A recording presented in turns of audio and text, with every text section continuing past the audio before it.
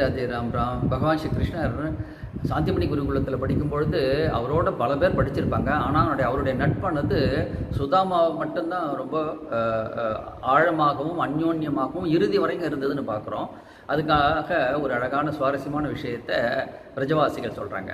கிருஷ்ணர் அங்கே ரொம்ப அப்படியே டல்லாக சோகமாக இருப்பாராம். உடனே சுதாமா கேட்குறான், எதுக்காக இப்படி இருக்கேன்னு சொல்லும்போது, நான் வந்துட்டு எங்கள் யசோதாமாவை மிஸ் பண்ணுறேன், எங்கள் அப்பாவை மிஸ் பண்ணுறேன், கன்றுக்குட்டிகளை என்னுடைய நண்பர்கள் கோபாலர்கள் எல்லாம் நான் மிஸ் பண்ணுறேன் அப்படின்னு வருத்தப்படுவானாம். சரி, அவங்கள பற்றி எனக்கு சொல்லுன்னு சொல்லும்போது அவங்கள பற்றி அவங்க எப்படி உடை விட்டு கொடுத்திக் கொள்வார்கள், எப்படி பேசுவாங்க, எப்படி இவனோட விளையாடுவாங்கன்ற எல்லாத்தையும் இன் டீப் சொல்கிறானா. இதெல்லாம் அழகாக கேட்டு கிரகித்து கொண்டு சுதாமா என்ன பண்ணினான்னா, ஒரு நாளைக்கு ஒருத்தர் மாதிரி தன்னை உருவத்தை அலங்காரம் பண்ணிக்கிட்டு கிருஷ்ணனுடைய அந்த ஆற்றாமையை அவனுடைய அந்த கஷ்டத்தை போக்குறதுக்காக இப்படி ஒரு அழகான வேலையை சுதாமா பண்ணினான். ஒரு நாள் யசோதா மாதிரி புடவை கட்டிட்டு வந்து அவங்க கூப்பிட்ற மாதிரி கண்ணையா அப்படின்னு அன்போடு கூப்பிட்டான். அம்மாவே வந்துட்டாங்கன்னு நினச்சி திருப்பி பார்க்குறான், அங்கே சுதாமா இருந்தாங்க.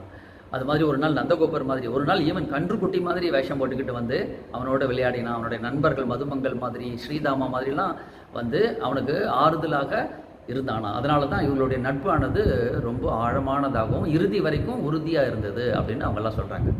ராதே ராதே.